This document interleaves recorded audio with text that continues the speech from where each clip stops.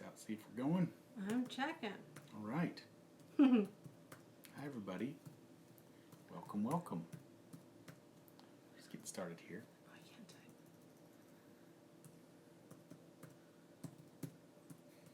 She's sleeping. You can see there's a sleeping Giz right there. She's not quite asleep. She's just chilling. Well, you woke her up with that La Croix.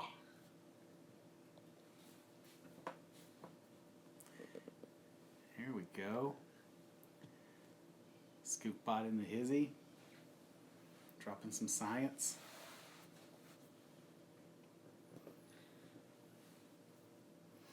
All right, we'll give it just another minute or two. Some more people join us. We'll be good to go.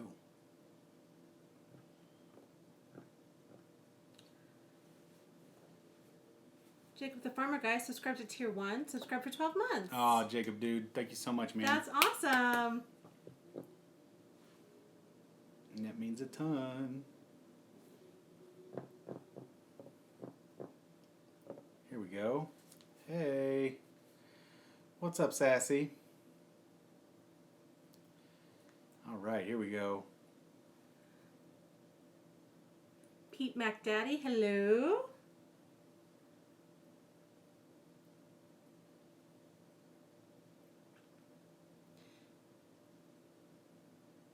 Here's something we should have figured out already. But is there a way to make the chat on that one go away?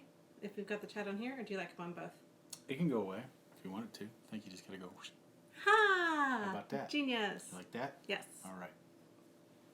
Okay, as long as you keep track of the chat. Mm-hmm. I am trying. I was going to... Who we got here? We got David. We got Scooper Mom. We got Rusty Scooper. Scoop Daddy. Would you like your glasses for this? I should get my glasses for Let this. me grab them. Because, first of all, that helps in general. And also, we're talking about reading.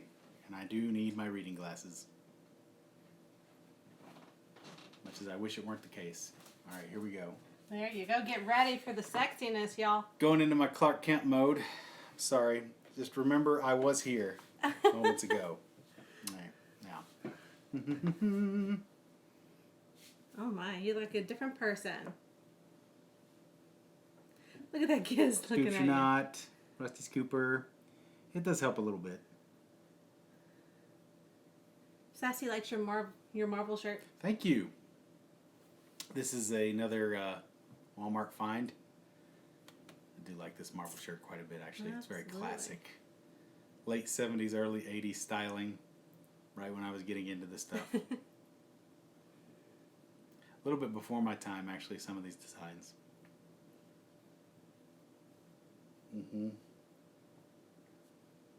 It's probably more solidly 70s, actually, the more I look at it. But it's a beautiful shirt. And I do like it.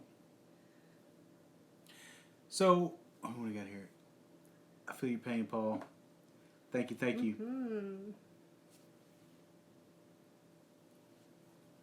Where did Paul go? I'm here. Oh, yeah, exactly. You can't even tell who it is anymore. How is everybody doing?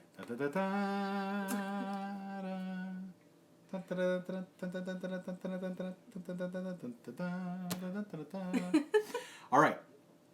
So, as Gizzy gets comfortable, we're going to talk about some books that we were going to suggest for reading. I'm sure all of you have had a little bit of extra time on your hands, as we have, to get some reading done. I've actually got some reading done during this quarantine. And I plan to do a little bit more. But right now, Ann and I each selected 4 books that we really love that we were going to recommend to you guys. And then after that, we can just kind of open it up to free-for-all. You can ask us questions about specific styles of books that we might like, or what we would recommend for certain people, or getting into certain genres, or whatever. Right. And we'll answer them if we can, and we'll also look and see what you guys have. See what you guys are reading. Mm-hmm. Absolutely. You want to go first? It doesn't matter to me. Want me to go first? I'll go first. You go first. Fine. I'll do it.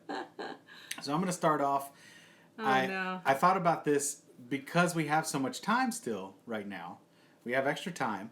This is the time for everyone to try their hand at Infinite Jest. Give it a shot. Even at Infinite Jest. Oh, it's the best. He loves this book. Absolutely my favorite book. Much. Absolutely my favorite book, and one of my all-time favorite authors in David Foster Wallace. If you're interested in checking out a little glimpse into his life, the movie The End of the Tour with Jason... What's that guy's name from So I Met Your Mom, and I did something to her. So I Met Your Mom? What is he even talking about? How I Met Your Mother. Anyway. Okay. And the other guy who played Zuckerberg in the Zuckerberg movie. Jesse Eisenberg. Eisenberg. Jesse Eisenberg plays the interviewer that does a large piece on David Foster Wallace, and it's an interesting little movie. I don't think his estate didn't necessarily sign off on it, but anyway. What's it about? This book is set in the near distant future. Okay. There's lots of technology going on. There's mutants. It's very subtle, though, what's going on. It's set... Subtle mutants? Subtle mutants. It's not beat you over the head mutants, but there's weird stuff going on genetically with some people. It's set in a tennis academy, which is adjacent directly to a drug rehab halfway house. And the plot is based around... Infinite Jest is the title of a short film that all the world's governments are trying to get their hands on because it is incredibly intoxicating and mesmerizing. Once you watch this short film, you don't want to do anything else. So it leads to paralysis and death, basically. People just veg out for this thing. That's the crux of it. That's the core. All this other crazy stuff going on. The Incandenza family is what it's all about. They're the ones who ran the whole tennis academy. The patriarch, it starts off with him committing suicide and the fallout from all of that. There's just so much to unpack in this book.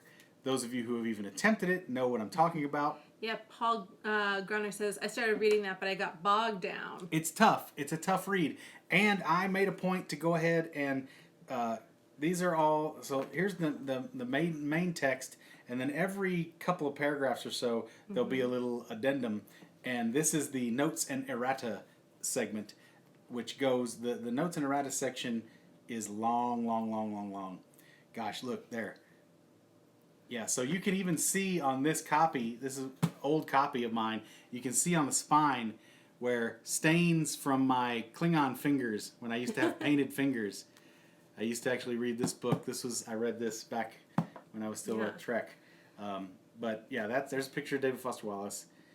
He the best. David says he's read it 5 times.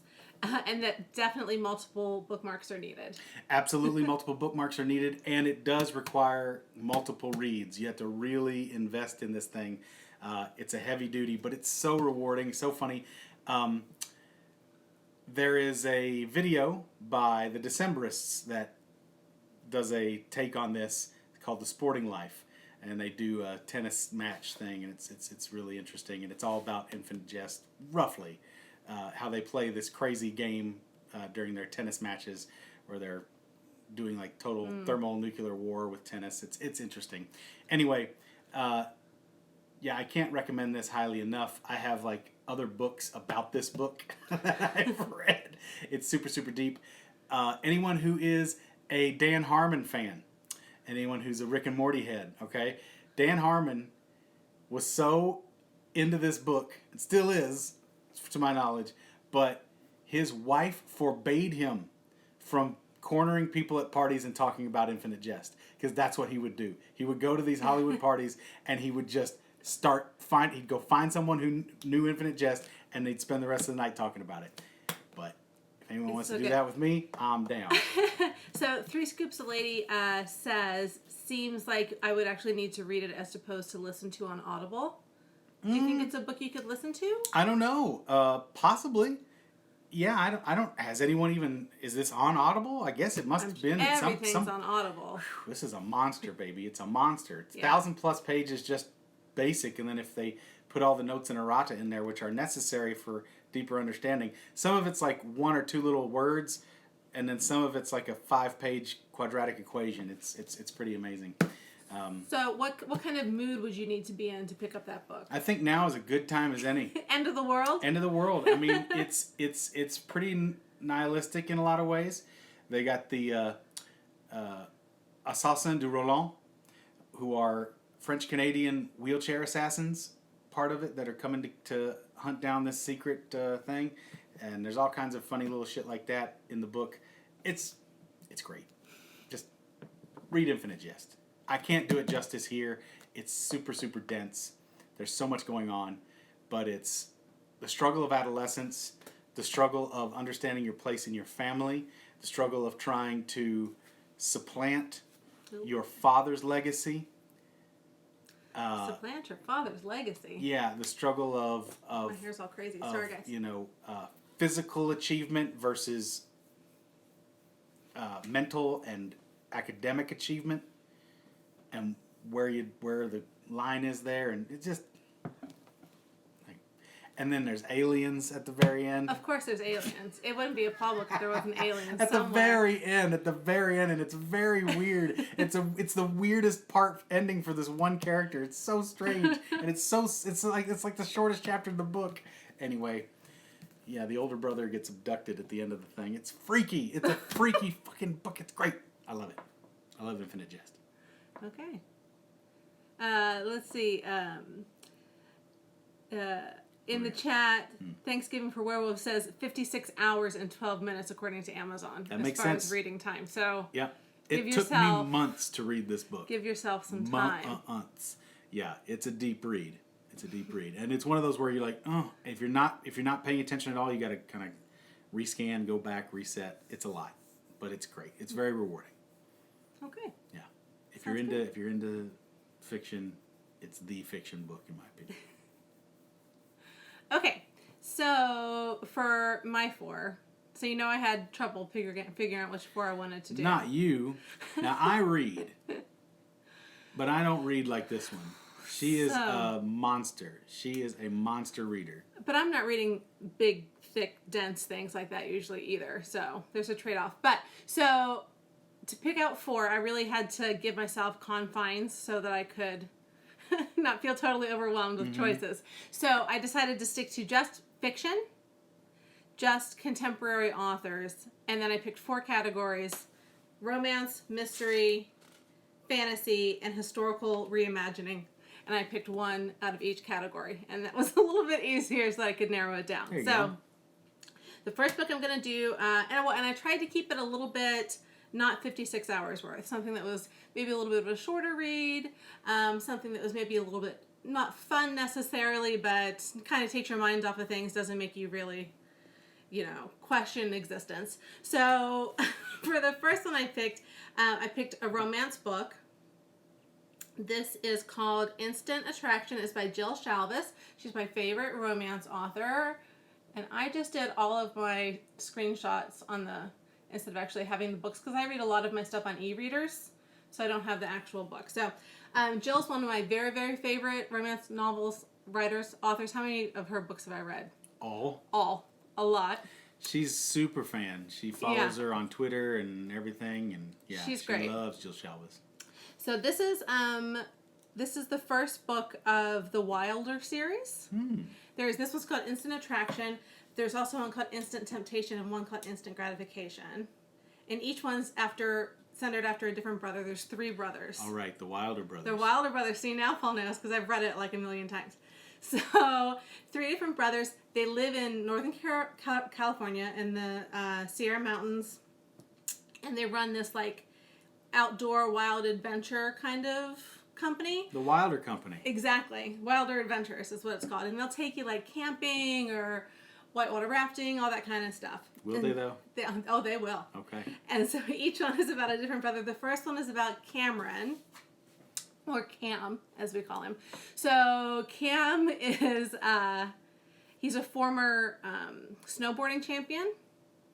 And he's kind of like the face behind Wilder Adventures because he's like the famous athlete one.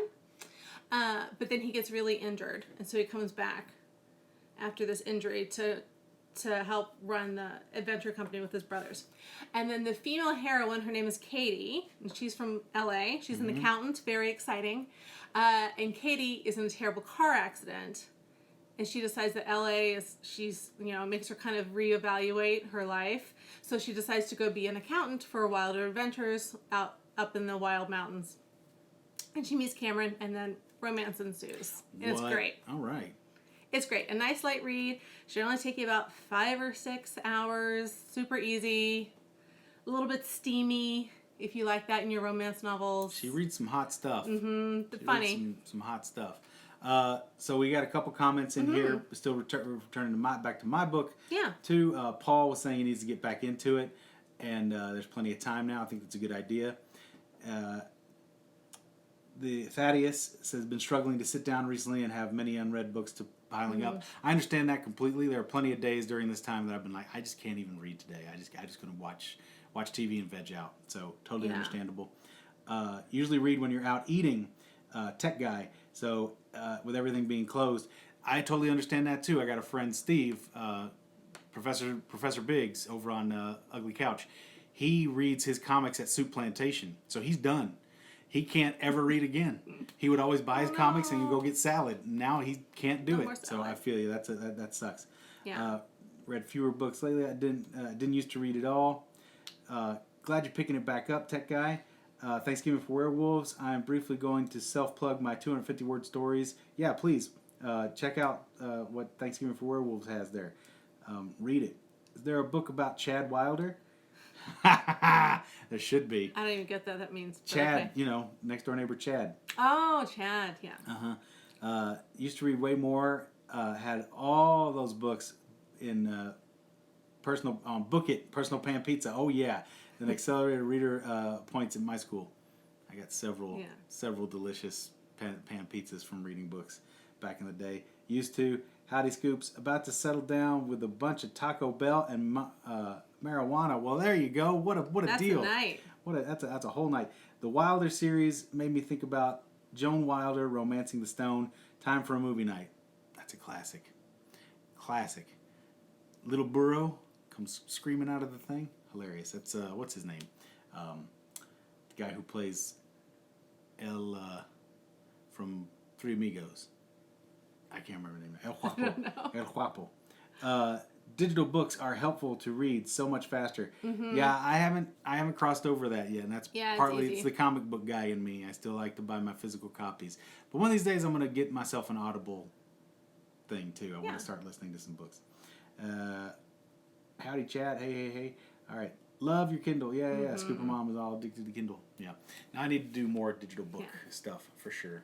So. Anyway, right. So that's your my first. And I would just say, I know everybody thinks romance is just for women, but any man who has ever complained that he's single because he doesn't understand what women are looking for in a relationship, there's literally millions and millions of books at your library called romance that will show you exactly what women are interested in. I don't think every romance novel would necessarily answer the question, but you would say Jill Shalvis has quite the bead. On contemporary romance, yes. People think of romance novels as being like historical romance that were popular in the 80s, and that's just not true anymore. Contemporary romance is not like that. But it's fun. We don't have a lot of Fabios on the books. Yeah. On the covers anymore. So, if you're looking for something fun and very light, that's a good read. All right, what's up next, Paul? Okay, I'll do something shorter, but not light. This is probably... I just love this book. Read it on the boat. It's a quick read. The Star is My Destination by Alfred Bester. It is sci-fi. He wrote this in the 40s, I want to say, 50s. It's a Hugo winner. I got my Stormtrooper bookmark in there. What other bookmark I got in there? Oh, from where I bought it online. Yeah, I had to get a physical copy of this. It's hard to get a physical copy of this. So go ahead and just get it on your Kindles or whatever you have to do. It was out of print for a long time. I think they did another redo on this one, I hope. Oh, it's so good. The Star's My Destination. It was also known as Tiger. There's this guy, the main character, Gully Foyle. Oh, he's a monster, and they have this thing. Oh, now I'm forgetting the term that they call it, but there's this principle that they've figured out where some people are able to project themselves to a location if they've seen that location. They can just get right to it. I can't remember. It's like teleporting, but it's not teleporting. Yeah. But I can't remember what it's called. That's one part of this. The other part of this is corporations taking over the world, which was way ahead of its time when this guy wrote this. And that has something in common with Infinite Jest, because in Infinite Jest, every year is demarked as sponsored by a corporation. So every year is like the year of the Norelco blade and stuff like that. It's really, really crazy. This thing is sci-fi, but like I said, it's set in a future that didn't come to fruition, but it's fascinating because there's still like horse-drawn carriages for the rich and lamplight and all this kind of stuff, but it's still, man, I don't even want to spoil it. Just read this thing. Here we go. I'll read the back because that'll give you a main selection of the Science Fiction Book Club. Like I said, it's a Hugo Award winner. It's a classic, but it's a kind of little known classic. Some people really know this book, this thing. Whew. Education, none. Skills, none. Merits, none. Recommendations, none. So reads Gully Foyle's Merchant Marine card. But Gully has managed to survive for 170 days in the airless purgatory of deep space and to escape Terra with a murderous grudge and a secret that could change the course of history. In this pulse-quickening novel, Alfred Bester imagines a future in which people jaunt. That's the term. They call it jaunting. They jaunt 1,000 miles with a single thought, where the rich barricade themselves in labyrinths and protect themselves with radioactive hitmen, and where an inarticulate outcast is the most valuable and dangerous man alive. The Star Is My Destination is a classic of technological prophecy and timeless narrative enchantment by an acknowledged master of science fiction. Read it. Awesome. Star Is My Destination. Or Tiger. Because Gully has these crazy striped tattoos on his face. He's nuts. Sounds good. I've been listening to books within the Duke and Duchess podcast, which I think Scoops would love. Small podcast, husband and wife duo, and the little community of Facebook. Great Scoop-like sense of humor. They started with Patrick Rothfuss books, but now are on to others. Probably obelisk some of their community soon. Excellent. Thank you. You can even pyramid now, exactly. So just go nuts. Ask as many people as you want to have come into the group. Absolutely. Yeah, I shared the podcast on my Insta stories, but despite all my followers, I doubt I obelisked anyone. Hey, every little bit helps. Thank you. All right. Cool. Dog didn't poop. Oh well, it happens.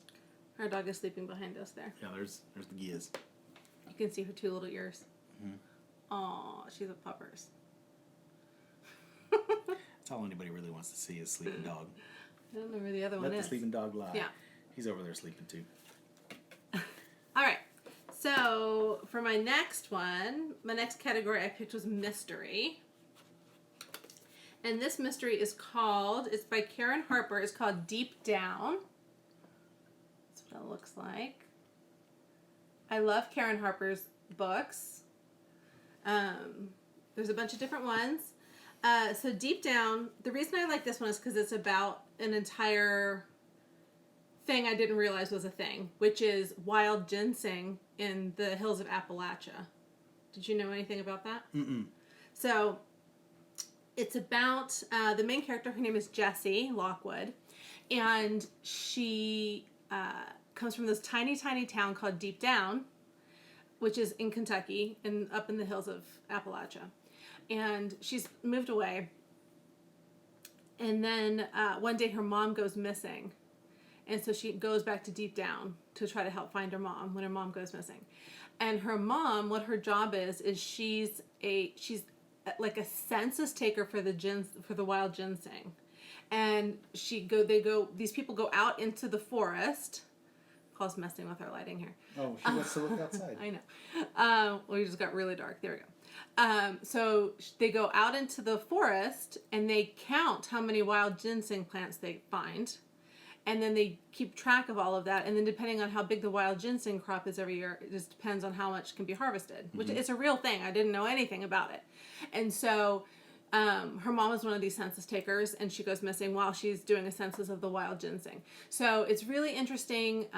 It gives you an insight into this whole big world, which is pretty intense.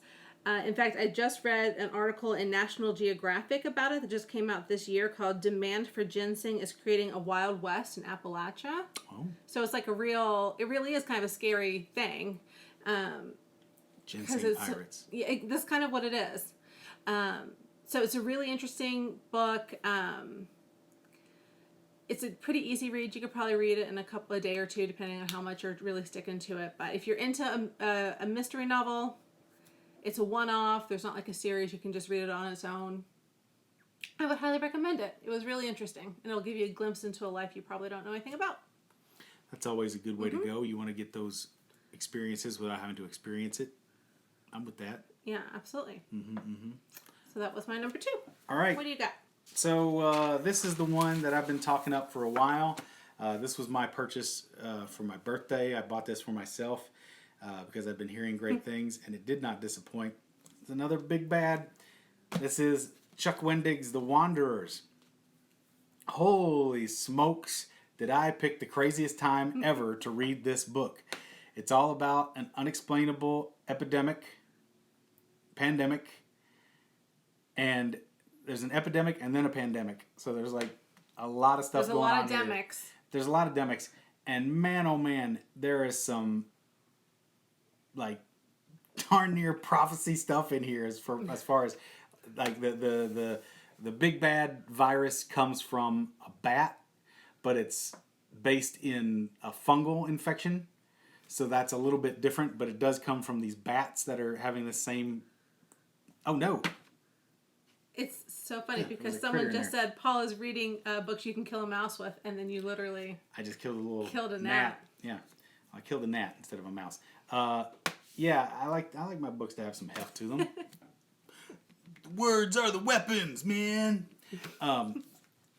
This is a great book. This is an incredible read. I would be highly surprised if this did not become a miniseries on Netflix. Those of you who are Westworld fans, I could see half the cast just falling right into parts here. That's kind of how I filled this book out. As far as like in my head, who were playing the roles, basically that. Yeah, it just good read, really solid. I think it took you a while to read though. I think not because it's so long, but because I think you got overwhelmed.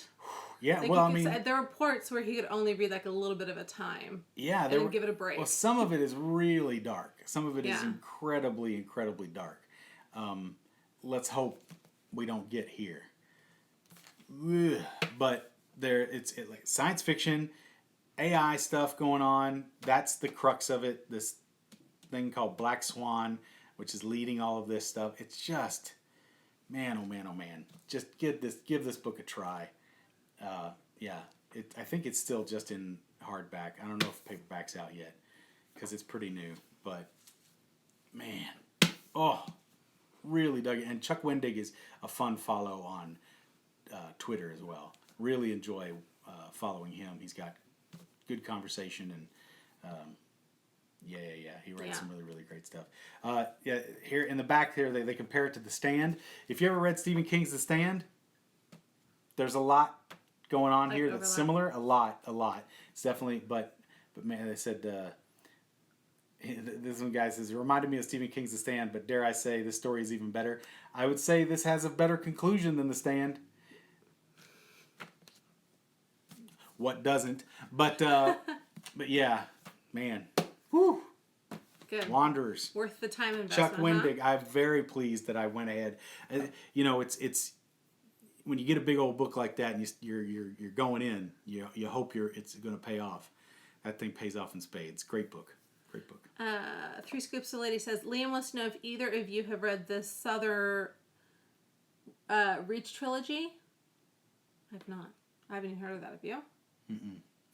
Crazy Gun Nuts. That's a big part of the whole thing too. Is there are protesters, straight up protesters, waving flags and shooting rifles. Don't even get me started. It's in there. It's crazy. Which one? What's the series we're talking about?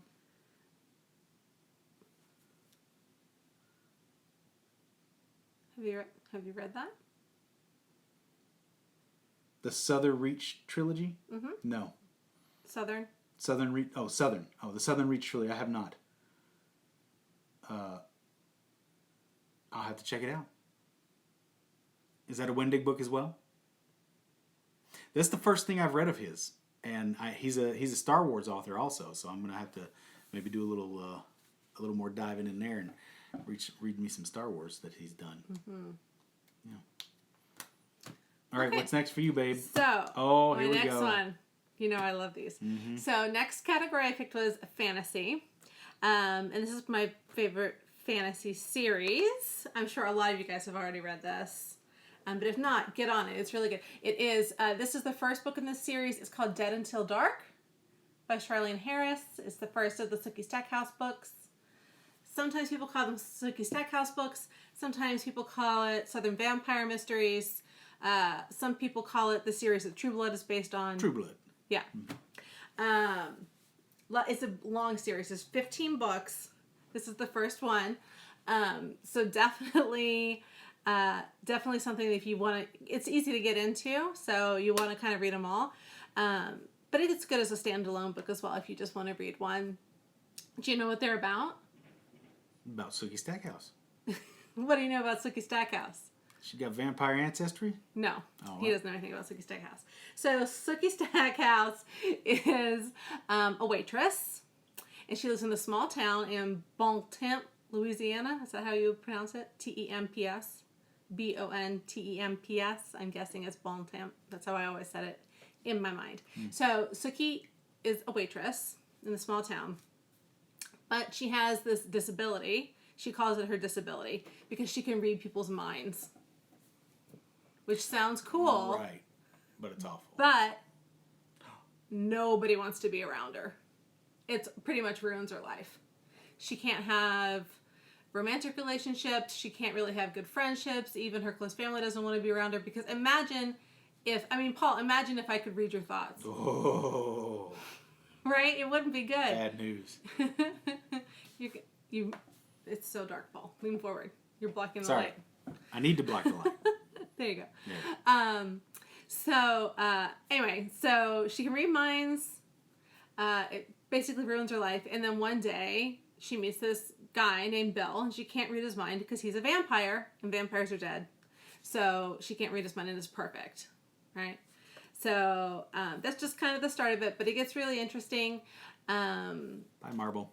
It's got a really detailed mythology the more you go along with it. So if you like that really like detailed kind of fantasy backstory where stuff starts to make sense, the vampires are in this story. The vampires aren't like hidden. Everybody in society knows that they're out. Basically, they're out, and that's the reason they can be out is because they've invented this synthetic blood that they can drink. So they don't have to kill people, and it's called True Blood, which is where the name of the story comes from. But not what the name of the story is in the books. If you watch the series, the first season kind of matches a little bit, but then after that it goes all crazy. Yeah. So don't count on that. And of course, I think the book is much, much better. But isn't it always? Yeah, love them. I read them all. My sister and I read them together. We would always text each other back and forth about them. So it's kind of fun. Yeah, scary thought. Reading Paul's mind, that may not be a good idea. So, or you mine. I don't think anybody really wants to be able to do that. That's bad. No. So, anyway, that's my third recommendation. Charlene Harris, Dead Until Dark. Read it if you haven't read it. If you're just looking for something kind of fun and light, that's a good one. might be mistaken, but Paul's mind might not be too bad to read. Sopranos quotes. Simpsons or quotes. Simpsons quotes. Relaxing and comic books. Sounds good to me.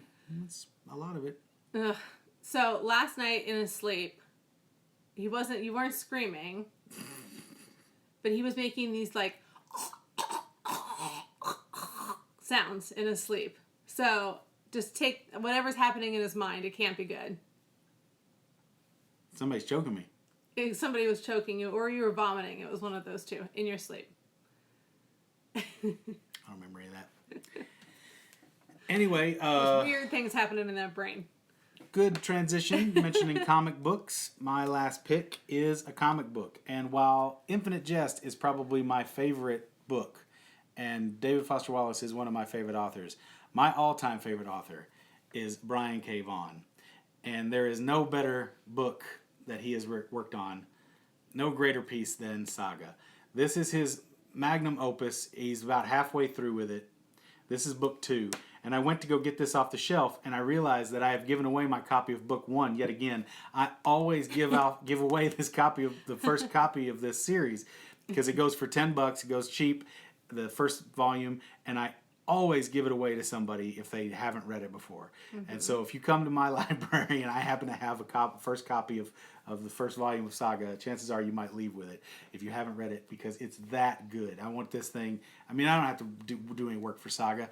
Really, this is it. Anybody's got a comic book friend is like, what should I tell my friends who don't like comics? This is like the number one recommendation. Been trying to get Anne to read it, to no avail, because she doesn't like comic books. I don't. But what can you do? But if you have any interest in the sequential art medium, please. Sequential art medium. That's what it is. Please jump in on Saga. It is exceptional. It is sci-fi, straight up, but it's allegory, myth, legend, lore, and it's creating its own while reflecting all of our previous human struggles and trials and tribulations, racism, sexism, classism, drug use, drug abuse, family abuse. Abuse is a big part of Saga. Redemption, forgiveness, truth, objectivity, insecurity, sanity, everything. It's so good. So good. Read Saga. It's so good. Not to mention, Fiona Staples' artwork is killer. Read it just for Lion Cat. Those are 4 pretty depressing books you picked. I read depressing stuff. I like depressing stuff. I do. I read depressing stuff. What can I say? Oh, I mean, the Saga's not depressing. It sounded pretty depressing from your description. It's tough. It's tough. Yeah. It's good, though. That's what I like. Yeah. I don't like it. It's only depressing. These pieces are only depressing because you fall so much in love with the characters and you care about them so deeply and they're so fully realized that when the hard things happen to them, it hits you that much harder because you are so invested. But that's life, right? Yeah. We got a tea break. Pop in and say hi. Oh, thank you, Wendy. Good to see you. Lovely to see you as always. Ever met Vaughn at a Comic-Con or something? I haven't. I got to meet Brian Michael Bendis way back in the day. He was my first crush, and I still love his stuff, but some of his work is all over the map. Brian K. Vaughan is always consistently awesome. Yeah. Bendis, great, but Vaughn, I've never been disappointed in any of his series. Runaways, my God. Deus Ex Machina, or it's just Ex Machina. And, of course, Why the Last Man. So good. So good. His stuff is just so good. Saga sounds like a normal day in Vegas. Pretty much. Pretty much. Give us a flippin' peek. Oh, okay. Yeah. Sorry. What am I doing? I'm not even showing off the stuff. So, yeah. You got a couple of warring worlds going on. and you have the races from each world, and they've been at war forever. And the core of it is two divergent characters, two characters from these worlds, finding each other and falling in love. Right? They've been at war for a long, long time, and here's a little peek at Lion Cat. That's the Will and Lion Cat. Those are two of my favorite characters. I can't really see. He's an assassin, the Will, and his pet is the Lion Cat. And Lion Cat, his ability is to detect lies automatically. So if anybody's lying, Lion Cat just goes, lying. And it helps him in his negotiations whenever he's doing negotiations as an assassin. Yeah. Oh, man, this book. Oh, I got to read this again. They've been on hiatus for over a year now. There's supposed to be some new stuff by the end of this year. I don't know if that's going to happen. Given everything. Might happen by the end of the year. What does it even mean anymore? Highly recommend time is meaningless. The Very Hungry Caterpillar. I'm sure. Lying, exactly. I also lied about leaving. I'm still here. Oh, he stuck around, Marvel. And shut down for copyright infringement. Yeah, maybe. I don't think so. This is fair use within, what do you call it? 15 seconds. Yeah, well, not only that, just we're reviewing stuff. Yeah. Careful, you're on Twitch. Yeah, exactly. Don't show any sinners. Yeah. Or any wieners. Yeah, there's some racy stuff in there. I curtailed it. Didn't show anything too graphic. I flipped through some graphic stuff, though. Boy, oh boy, it's a toughie. It's a toughie. It's great.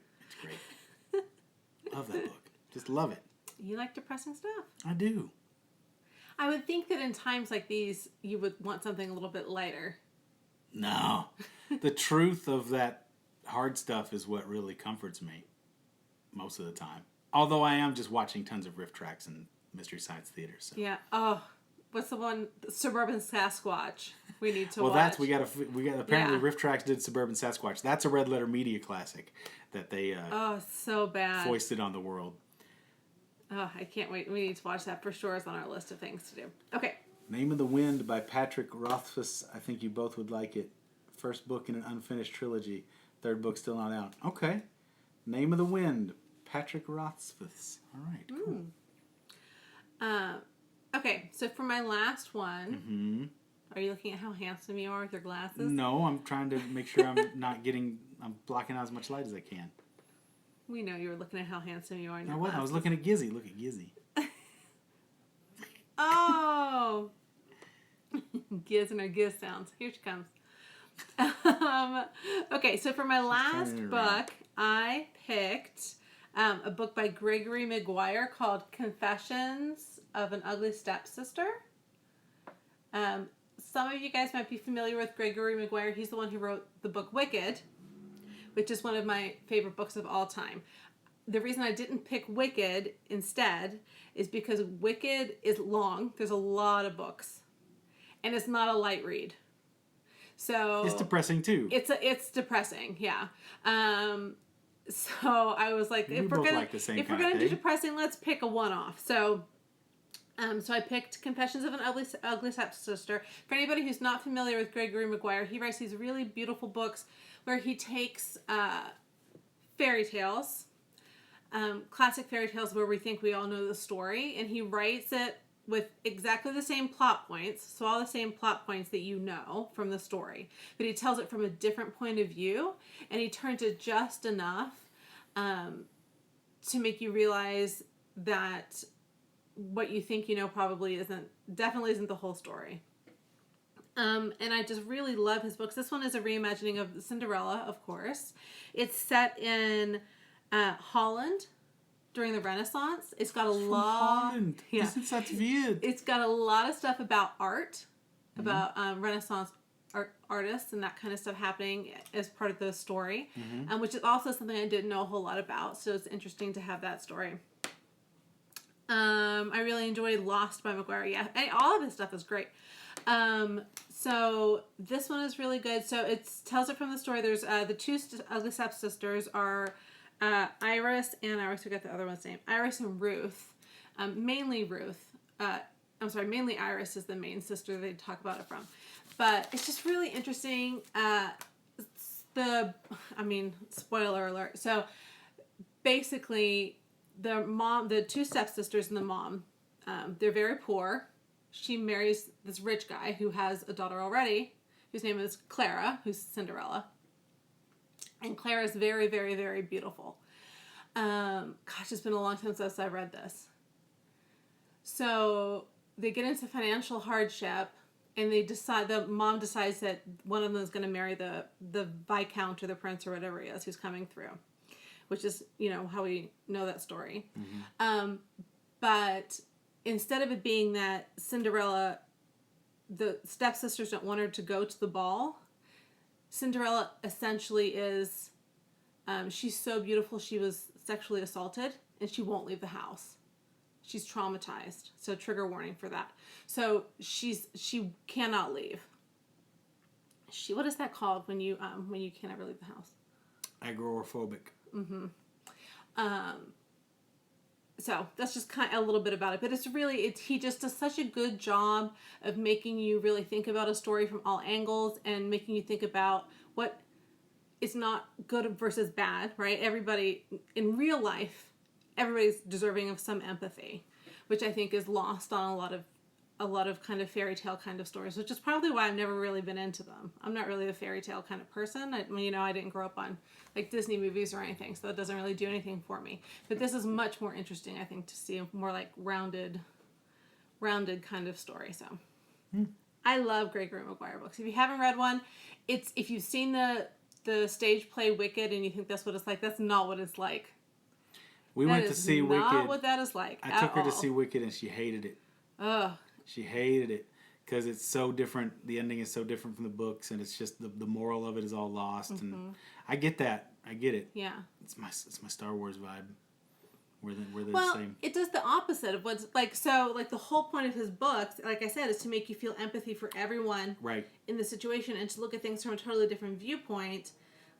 And things aren't always easy. Not everyone always has easy decisions to make. Sometimes you've got choices, and all your choices are bad choices. That's just how life is sometimes.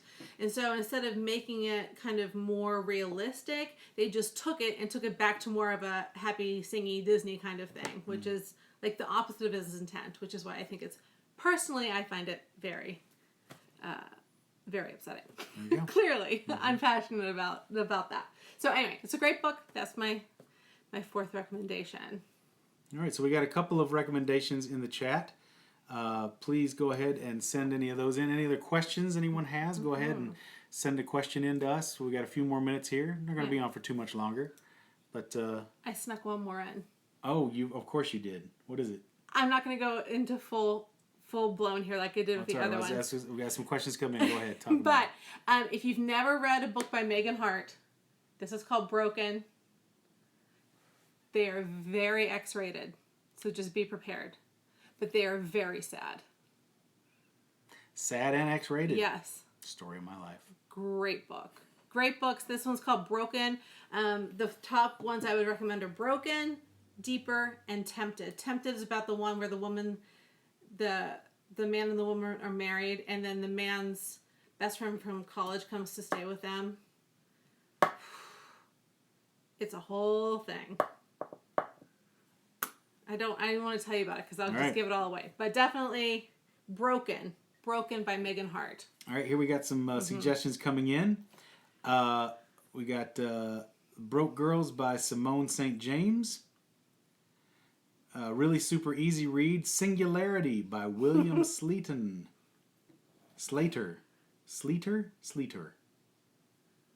Yeah. The Broken Girls by Simone St. James. I watched a clip from that musical and I was like, nope, exactly. I sat there for the whole 2 hours going, what is this? 16th Watch by Mike Cole for sci-fi fans. That sounds good. The Forever War. Author I can't remember right now, but boy, that's a good one. That's a sci-fi and a half right there. Surprised that. Well, I know why that hasn't been made into a movie. It goes against everything. It's great though. Oh no, another gnat. We got a gnat infestation. Have you ever read a book and then saw the movie and actually thought the movie did a good job? Forrest Gump. I read that book when I was in 4th grade, and I thought the movie did a pretty good job. I understood how they had to change things. It's very different, but I thought it did a good job. But yeah, if you haven't read Forrest Gump, read Forrest Gump. That's a crazy good book, and that's way different. Yeah. Way different. I've talked about that before on the podcast. My favorite thing is Monsters. Monsters is Monsters, a great graphic novel. Oh. That sounds like something you would probably like. That does sound like something I should check out. Yeah. Monsters is Monsters. Reality Dysfunction by P.F. Hamilton. It's a warp of a sci-fi book. Interesting. Reality Dysfunction. Sounds cool. The Martian and Shawshank Redemption. 2 great adaptations. Yeah, I would. Well, I haven't read either of those, but they certainly turned out good as films. I sure liked both of those movies. I'd rather read the book or watch the movie. I'm always let down from book to movie or back and forth. Like Aragon. That's Gene. Yeah. Yeah, it's true. Like, I think... I don't think it works either way either. I don't think you can watch a movie, really love a movie, and then go to read the book. 3 Scoops Lady, I've always meant to read Forrest Gump. Thanks for the reminder. If you get through Forrest Gump and you enjoy it, I would recommend Gump and Company, the sequel. It's funny. It's funnier. Still sad, but funnier. Not nearly as sad. A whole mountain of pig crap explodes onto a town. I'm so traumatized by Forrest Gump. You know I can't with that movie. She worked at the theme park right next to the Bubba Gump Shrimp Company. God. It was in the gift shop for the Bubba Gump restaurant. We had a Bubba Gump restaurant in the park. And if you worked in the retail like little gift shop at the end, you would stand there by yourself, no one else working with you, for an 8-hour shift with Forrest Gump on the TV playing on a loop for the entire time. It was traumatizing. So I can't do Forrest Gump. I'm sorry. Bird Box is a great read, much better than the movie. I would bet that's true. The movie was kind of weird. It came out at a weird time, though. I guess that was like the first big Netflix flick, and we were all like, "Oh, let's watch this," and it was okay. But yeah, it's weird. Put an extra Monsters in Monsters. Okay, sorry, an extra is in Monsters. Or just Monsters. Just Monsters. Okay, both fantastic books. Only 5 hours a show for Shawshank Redemption, 9 hours for The Martian. I've always meant to read The Martian. I've heard it's really, really good. Yeah. The Bubba Shack. Yeah. That's Bubba Gump. Tomorrow, starting super early, Andy Serkis is reading The Hobbit as a fundraiser for some UK charities. Yeah, I saw that. That's going to be on YouTube, I think. Or maybe here on Twitch. But that's great. This dog. What's she doing? She's just laying there. She's just being a giz. She wants some pets. Look at this. Look at this doggy poo. Oh, she's so relaxed. She's just chilling, looking out the window. Oh, to have a dog's life. Oh, yeah. Get those belly rubs. She is a happy baby. All right. We got any other last-minute questions or book recommendations? Or suggestions for what we could do for our video for next week? We're out of ideas. Oh, Lord. Under the Dome. Yeah. I thought that one came out right around the same time The Simpsons did their movie, right? Kind of a weird parallel.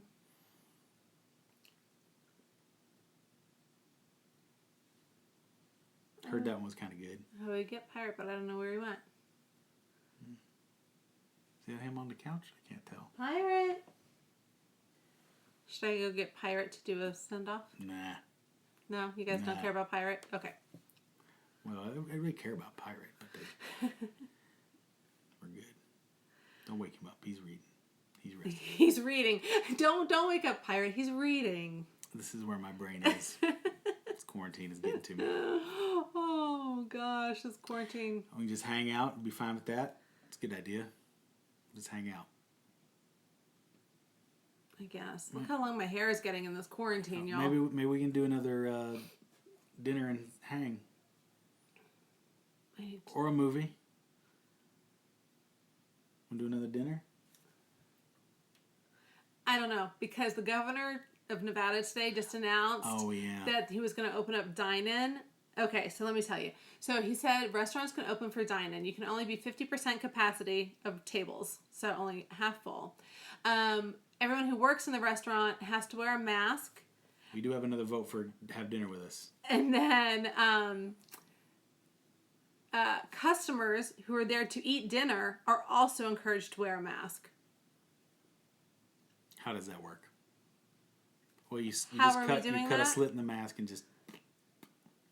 So, I am a little bit nervous about going to get takeaway food from a restaurant that's full of people just hanging out. Full of people trying to wear a mask. Who knows while they eat and drink. I don't know how that whole thing is going to go down. So, well, Scooper Mom says just have dinner. I think we should do maybe just hang out and eat dinner again. I would like that.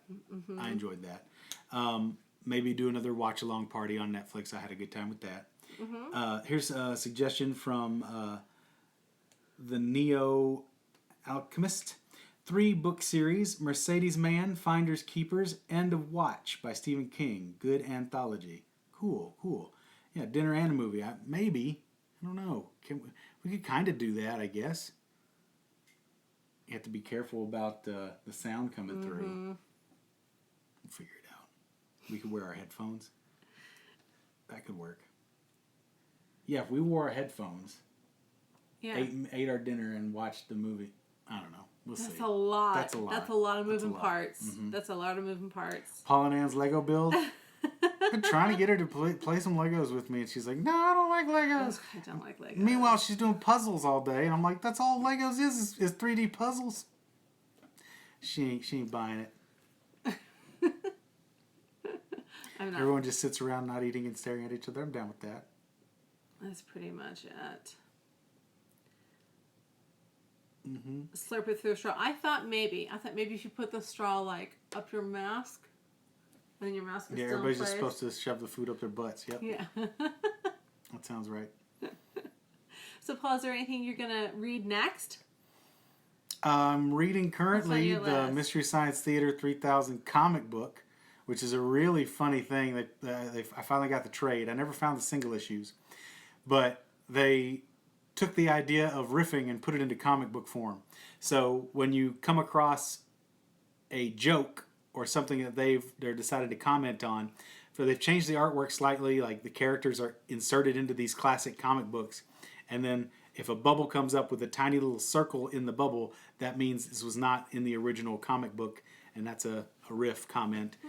It's really pretty funny. It's very dense. For a comic, there's a lot more words because also they're using old school comics, which take a lot longer to read.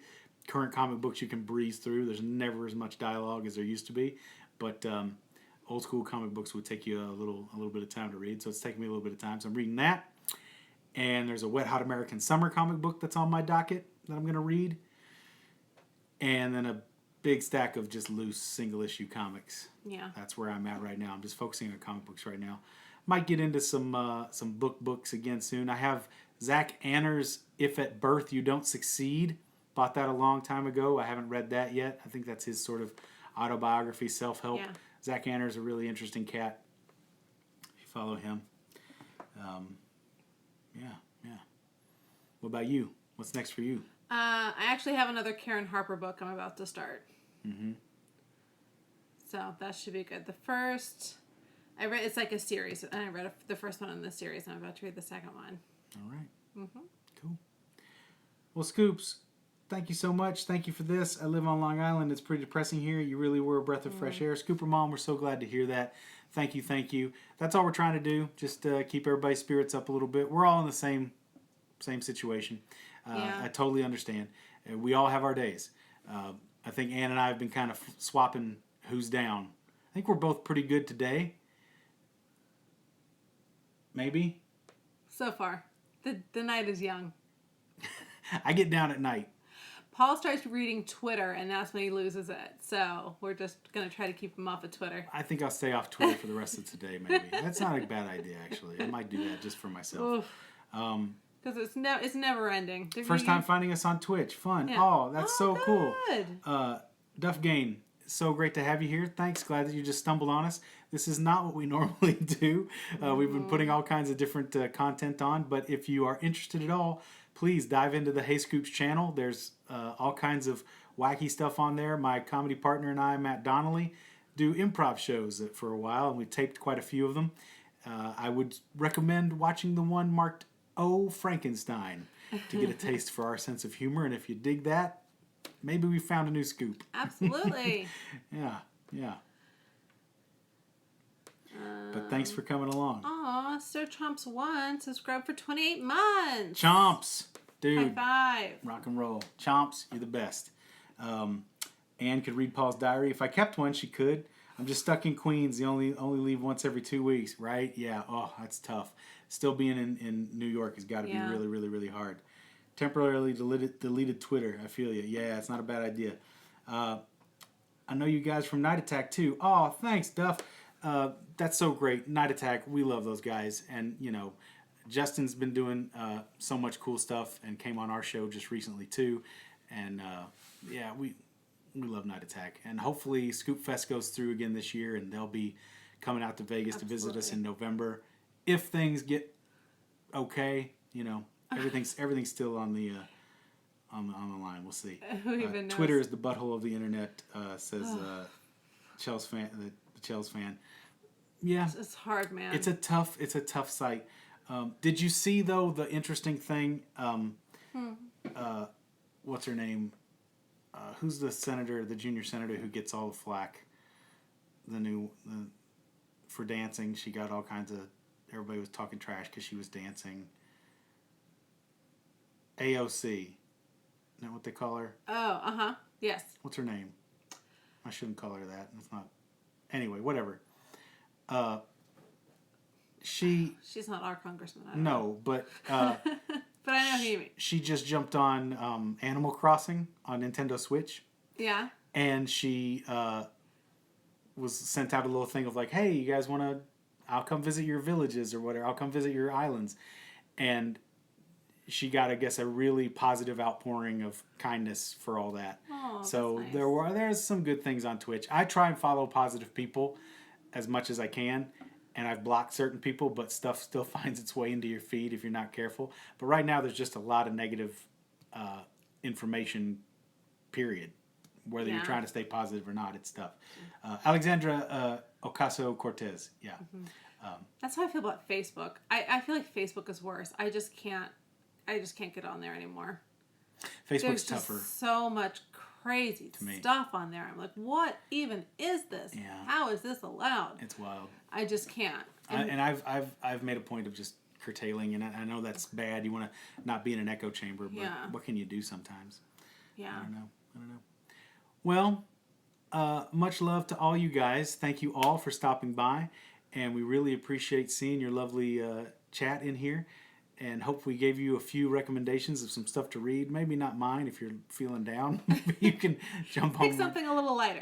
Pick what Anne suggested, but read a Jill Shalvis book. You'll feel happy. She does You'll make smile. some happy stuff. Love from New Zealand. Yeah. Scoops or not. Big heart. New Zealand's got it figured out. Yeah, they do. Facebook's been beyond depressing in the last couple of days. Yeah. Just love hanging with you guys. The book recs are awesome. Oh, thank you. If anybody reads any of those books, tweet us. Let us know. Yeah, I would love that. If you guys read it and you liked it, or if you don't like it, let us know. Yeah, if you would tag Hey Scoops and maybe even the author in your reaction to how if you liked it or whatnot. I mean, let's tweet out our book recommendations. Don't tweet them if you didn't like it. Yeah. We'll tweet our recommendations. We can each individually do that, so that'd be good. One of the Wills just joined us. Hi. Hey, Will. Sorry, we're about to leave. We're about to wrap up. Oh no, but you're Will, a little too late. Sorry, Will, but it's good to see you. Thank you all so much for tuning in. Mm-hmm. And we'll be back next Thursday at 6 with something. God, we're running out of ideas. Please let us know. We'll probably just hang out and eat. So what we normally do? That's what I like to do. Should we give them? I'm so hungry right now. You know what we should do? What? Do you want to show them real quick what's in your treat box? What's left? Yeah. You guys got an extra 5 minutes? You want to see what's in Paul's treat box? It's not going to be 5 minutes. Go ahead. Go on. You guys want to see? Do it. She's the one that's always don't want to turn this camera around because of No, I'm going to bring it over here. All right, you go ahead. Take it. I hope it's not going to run out. Oh, you're going to bring the treat box over here? Bring the whole treat box Oh, over here. jeez. I thought she was going to take the camera. I got to plug it back in. I'm not getting any juice in this thing anyway. This is Paul's upgraded treat box. Oh, boy. Sorry, babe. Okay, here All we right, go. this is Anne's birthday cakes.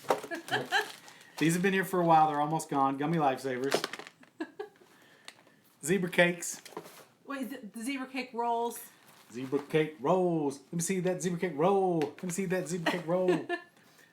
This is Anne's. She put this in here from Christmas. We still got to make these. We do. Popcorn balls. Put that up on the agenda for today. All right, we're gonna make Tabitha's popcorn balls. Famous Amos. Paul loves these. They're so gross. And I got to have some stuff that Anne thinks is gross, so I can have a few. I'm down to my last 4 bags. I gotta reorder. Gotta re-up. We can throw this away. There's Snickers left. Yeah. That was, by the way, a full box of 18 full-size candy bars. That we had for 2 weeks, 3 weeks. We both eaten them. Some M&Ms, a couple of fun-size M&Ms. I'm actually gonna have some of these because I'm feeling it. And some generous Canadian Scout cookies, Girl Scout cookies, given it to us by Scoop. We Really love that. I'm trying to make those last. We don't have those here. I'm down to my last, because we're not in Canada, my last Slim Jim. I ate all my meat products. I had a couple Slim Jims. I had a couple bags of jerky. I bought them at the top of the pandemic, so it's been 6 months. Oh, Giz says she can smell those. This is for Anne from a Scoop that I brought, but she hasn't eaten it yet. Her Ghirardelli raspberry. You want to have this at some point? Yeah, These are left over from Valentine's Day. So whenever holidays come around, Anne loves white chocolate. So I make sure to go and quick pick up a bunch of the white chocolate that they come out with. And I bought her a bunch of white chocolates. This is what's left of a teddy bear that she had as well. I bought her a bunch. Since February, I mean. And this is from Christmas. So we don't eat every single thing. But we do eat a lot. You did not show them everything. There's also Chips Ahoy. Well, they're this one little Chips Ahoy. And there's also... That's not mine. Orange and lime chocolate pieces? Orange lime chocolate pieces. I would never. But I actually... No? Here, try one. I'm so hungry right now. It's ridiculous. Try one. What are they? I don't know. Oh my God. These are... Somebody gave them to me. Yeah, it sounds... I'm with it. I'm so hungry right now. All right. There you go. We're going to make some popcorn. It's some kind of orange thing. I think it's got a chocolate in the center. I don't know. It's a hard candy. Those are amazing. It's a shame you told me about those. Now they're not going to last long. All right. Well, thank you, Scoops, for tuning in. We love just hanging out with you and chatting. We really appreciate it. You guys keep our spirits up as much, if not more, than we do. Forget about it. If I didn't have this community and this wonderful following, I don't know where I'd be, not to mention all our patrons who are keeping us financially afloat, which is exceptional during this difficult time. It's crazy.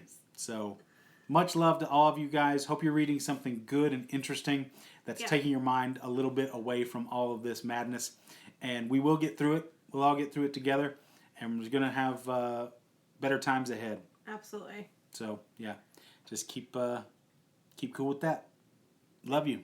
Love you, Scoops. Bye, guys. Bye.